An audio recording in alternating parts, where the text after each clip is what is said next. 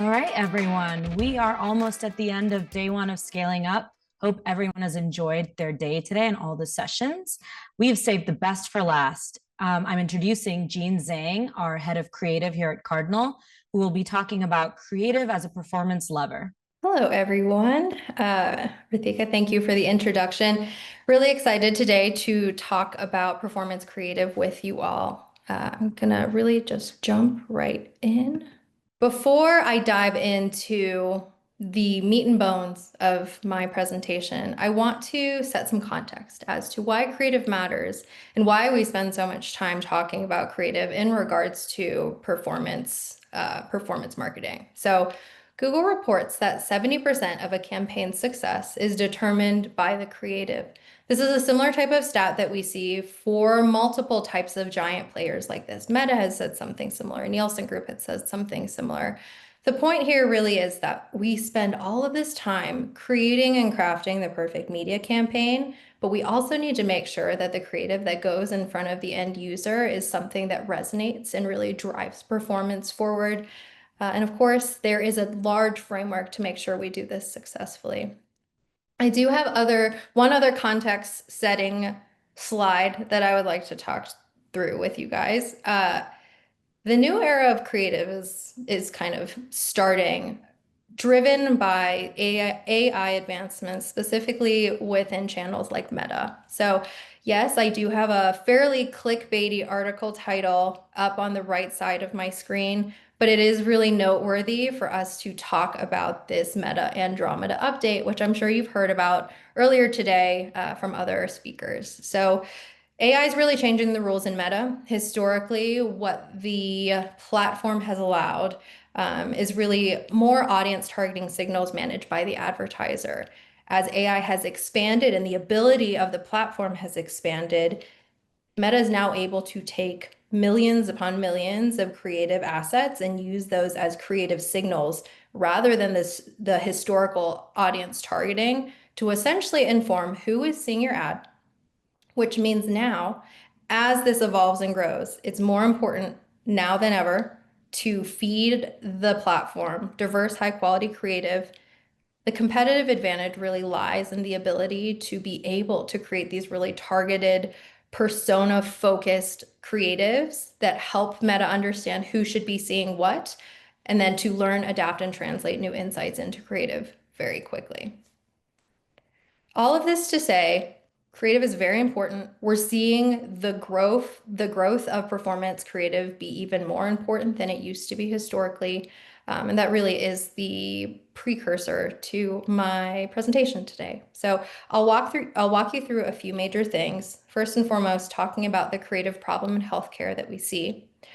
Cardinal's creative framework, real performance impact from the perspective of case studies, and real takeaways that you can have afterwards that you can take back to your own creative teams or within your own spaces to figure out, hey, are we doing the things that really will drive our creative forward? And with that said, let me dive in. The creative problem in healthcare. This is certainly not an exhaustive list. It's certainly not a fully comprehensive list, but these are some of the bigger things that we see as being an issue across the board, especially within the healthcare space. So common culprit number one, do not get lost in a sea of sameness. This is especially interesting, I think, when you look in certain healthcare spaces where you rely on stock libraries that tend to start to look very similar.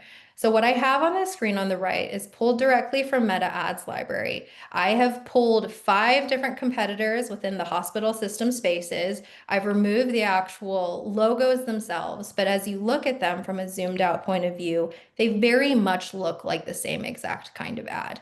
Now, if you couple this with the fact that most people pay attention to the image ad portion itself versus the ad copy, you can see why this becomes such a large problem.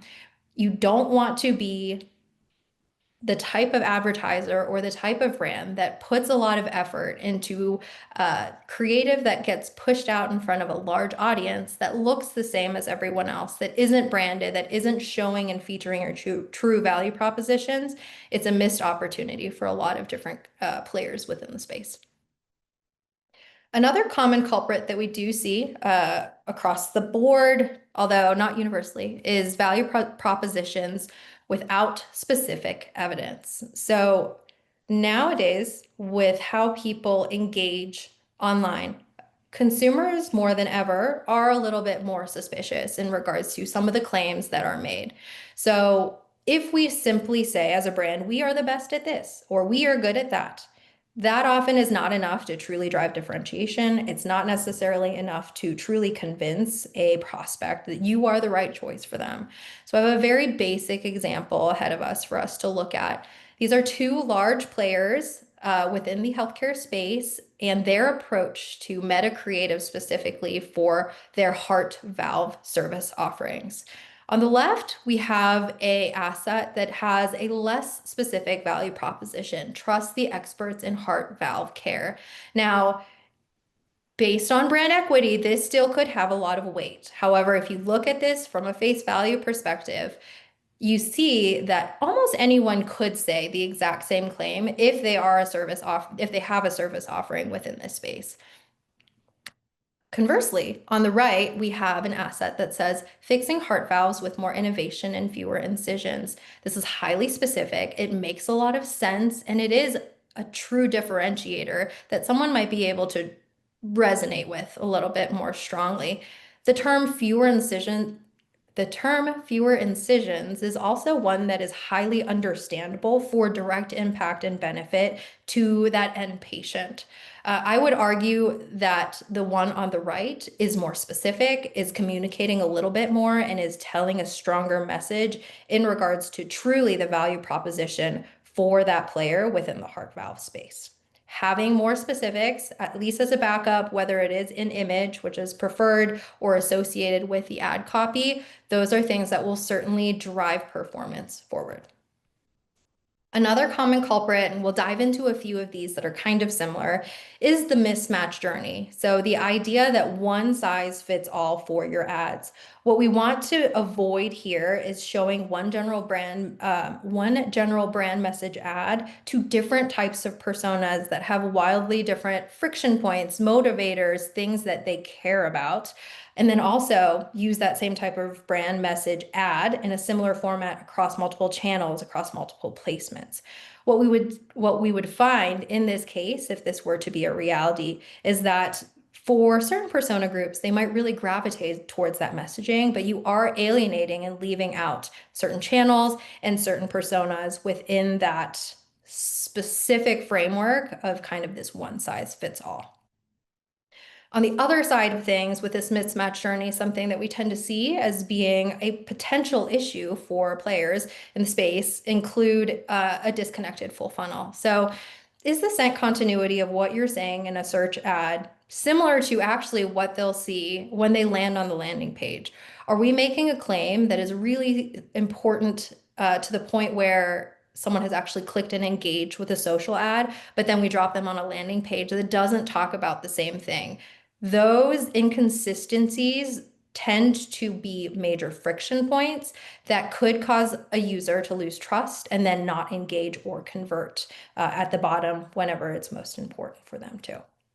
And last but not least, one of the common culprits that we do see is the idea of silo effect. Are your media analytics and creative teams talking together? Is the creative team able to take best practices by the channel that media is providing and competitive benchmarks and leverage those to actually craft and create accordingly? Is the analytics team passing back performance data that creative can then use to inform a testing roadmap so that they can evolve and grow as they go? Those are pieces that are really critical for us foundationally as a performance marketing agency, but also a performance creative team within a broader digital marketing agency.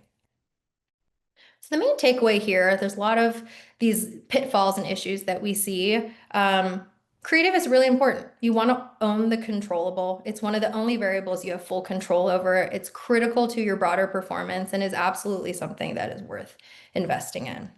So what does that look like in terms of what we do at Cardinal?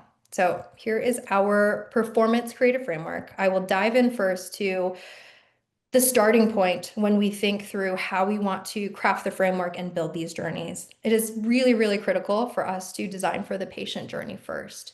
One of the things that I love most about digital marketing is the granularity in which you are able to reach these nuanced audiences with different messaging at different points within their funnel. I think it's a very interesting consumer behavior challenge that I like to tackle personally, and I think there's a psychological piece there that's quite fun. But the point being that we need to start here. We need to make sure that we're considering the end user. I think we get caught up in the idea of like, let's look at all the data, let's look at all of the targeting criteria that we have available to us and those pieces. But at the end, there is a person that is engaging and seeing the ad. So, in order to maximize efforts, what we want to stress is that you need to be able to segment your creative and build around these patient journeys, putting them really at the center. Another core piece to how we like to create and craft our frameworks is designing for our funnels. I like to say you can't ask someone to marry you on the second date, and that's kind of like my mantra when it comes to how I think about this, right? So if you talk to a cold lead who doesn't know anything about who you are as a brand, you have to talk to them very differently in comparison to if we know that they have engaged with the brand in some capacity. So along those lines, we need to make sure that we are crafting our messaging accordingly and we are crafting the journey to make sure we're reaching those people in a way that resonates at each stage of the funnel.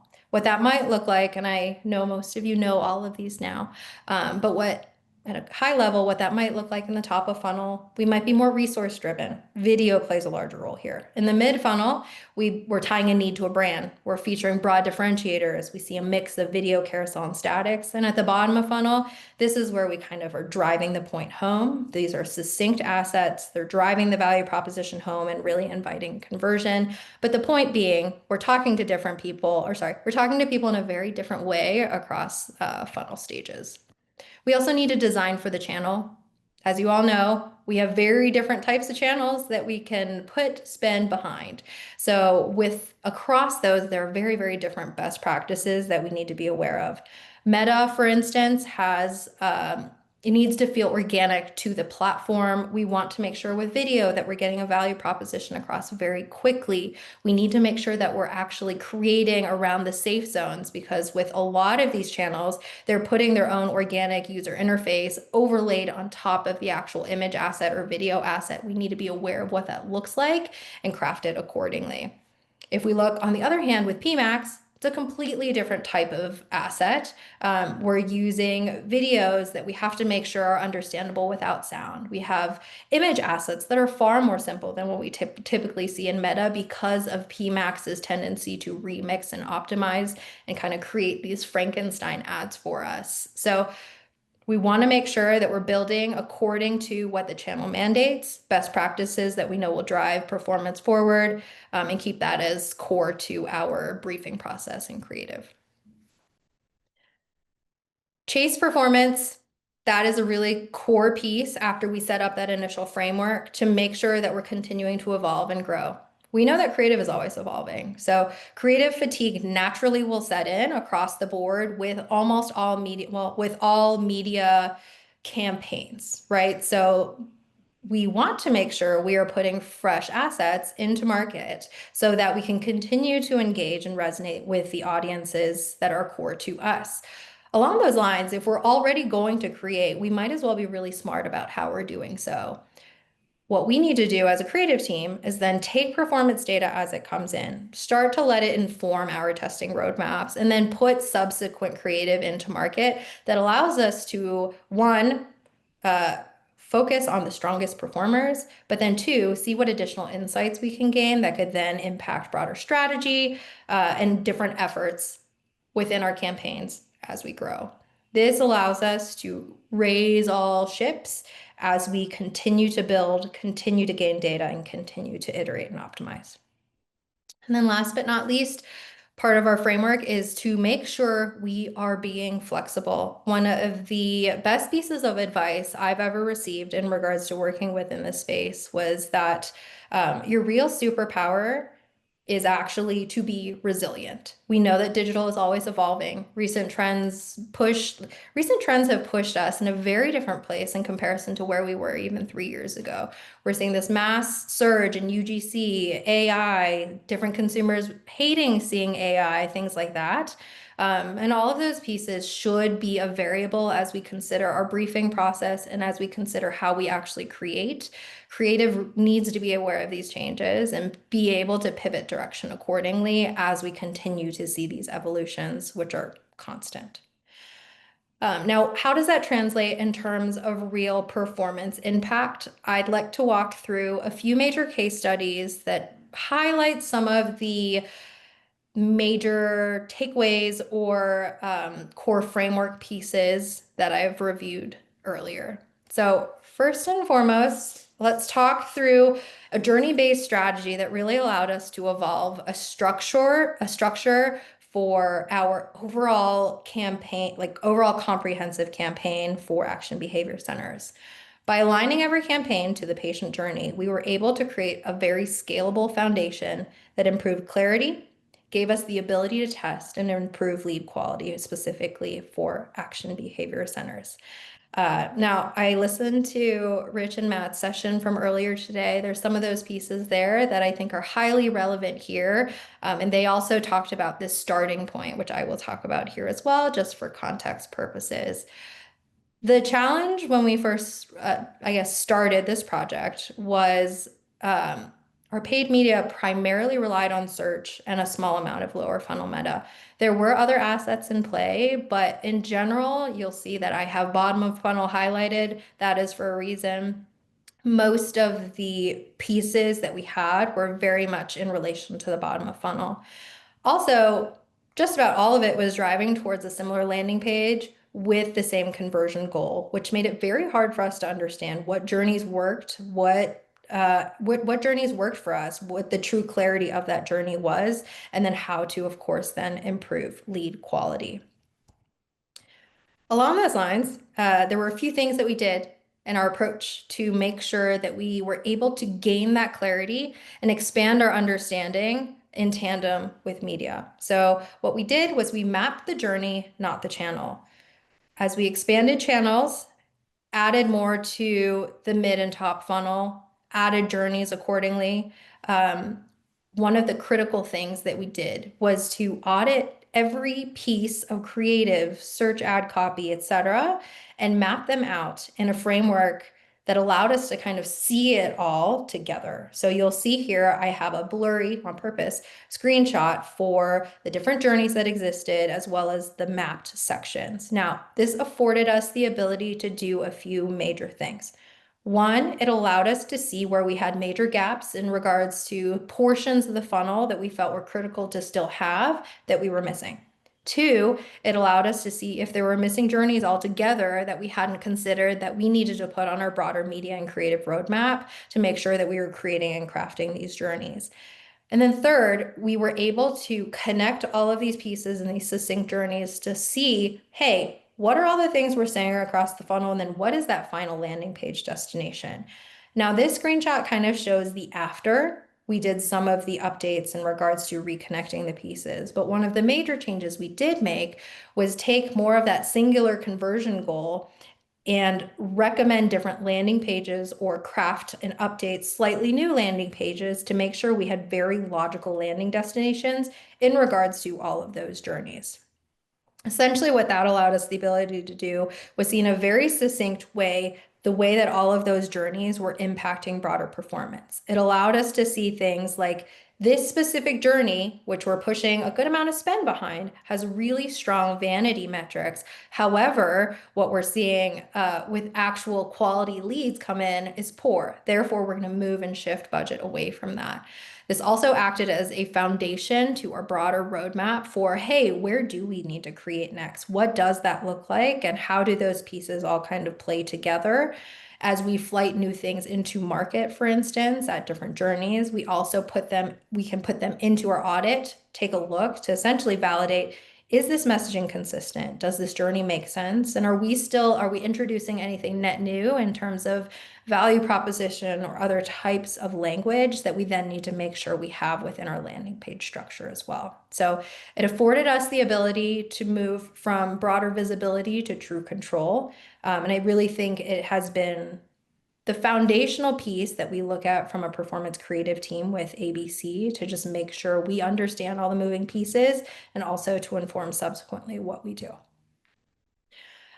The next case study I have for you is in regards to testing. So kind of a quick flash, but we built a very structured testing roadmap for a client, which took disparate types of insights and solidified them in a way that built a strong testing repository. It turned isolated ad experiments into a continuous learning system, and it really helped us understand what drove efficiency, quality, emotional resonance, and overall conversions. So the main challenge and approach that we took, the challenge and approach was taking our main ad testing disparate pieces and creating a framework from them. So we had been testing in Meta, but our insights lived in silos. We implemented a structured testing roadmap to centralize the learnings and have in one spot all of the major pieces that we knew were really critical for us to gain learnings from, use as a subsequent messaging strategy North Star. Our goal was to take the testing, make it systematic and not situational, and give an ongoing intelligence in a playbook format for us to use, not necessarily just in Meta, but also across the board. We gained certain insights that I think were very valuable for us. And Caro and Lisa in their previous session today also mentioned this in a little bit as well. So we were able to learn, for instance, through our testing plan and implementation, a few major learnings, right? As with insurance, were more efficient in comparison than ads that had no insurance listed. Emotionally supportive copy outperformed results-driven messaging. Fact-based messaging versus general messaging, we saw fact-based messaging perform better as well. The structure essentially allowed us to scale what works, retire what doesn't, and then keep learnings visible for all subsequent new builds. It essentially acted, again, as a playbook from a messaging perspective. So we were able to take some of these insights and apply them to the end landing page destination, craft copy accordingly, and understand that we were building in a way that was very much data informed by things that we had learned through some of this social testing. And now I have one more case study for us, which is the power of tailored creative, specifically in expansion from general messaging strategy to one that was very much connected towards personas, which allowed us to improve overall reach and cost efficiencies. So this is for Elite DNA.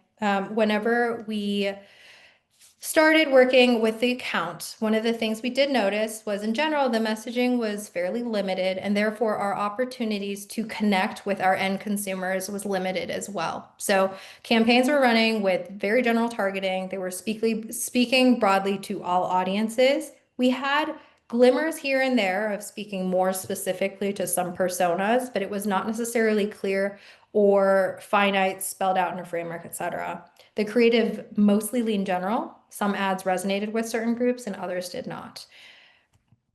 What we did was we revisited the broader context for the actual persona journeys. We looked through user research and data for different segments that the brand already knew was performing strongly for them.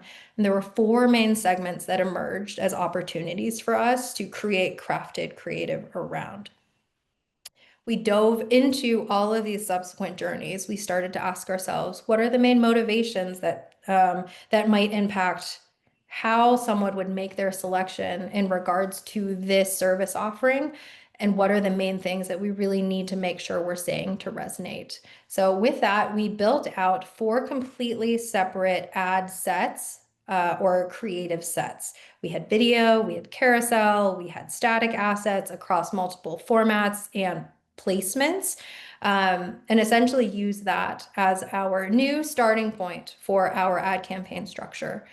In developing those persona frameworks and crafting the targeted creative, we were able to build these kind of unique ways that Elite DNA was able to talk to their different core audiences and then essentially be more impactful with their messaging, with their visuals, and really drive performance forward.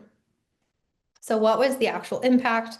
With more relevance, we had more reach and more efficiency. So creating tailored creative uh, essentially afforded us the ability to improve costs. So our average cost per click went down by 14.7% while expanding reach massively, which logically makes sense, right? Like if we expanded the ways that we were talking to different people, more people therefore could more people might resonate with the brand messaging because we're saying things that are specific to them. And from a cost efficiency standpoint, rather than this general messaging approach, we're going very targeted and tailored. So of course we would see cost efficiencies there as well. So those are three examples of how we took a lot of those framework pieces that I talked about, brought them to life, and impacted the ability for media to move forward, the ability for us to create smarter, or the ability to truly drive performance.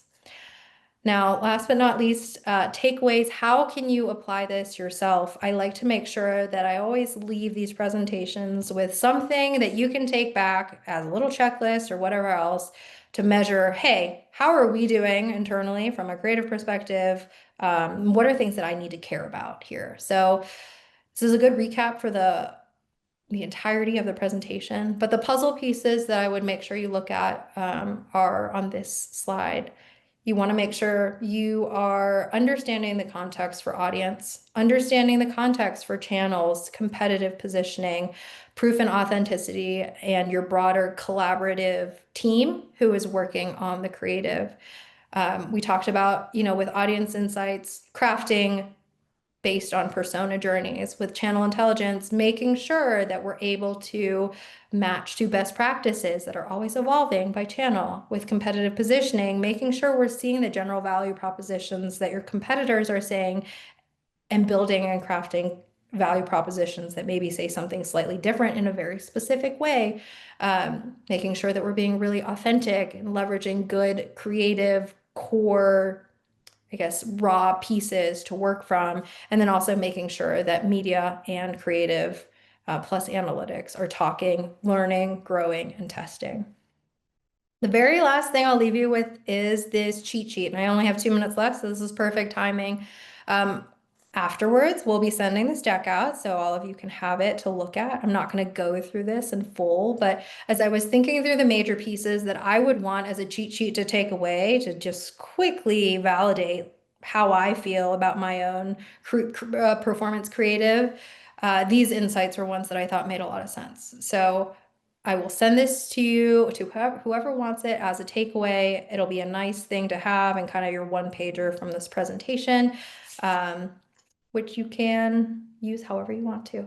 So with that, I believe I am almost precisely at time. I wanted to thank you all today for your time. Appreciate you all, and thank you.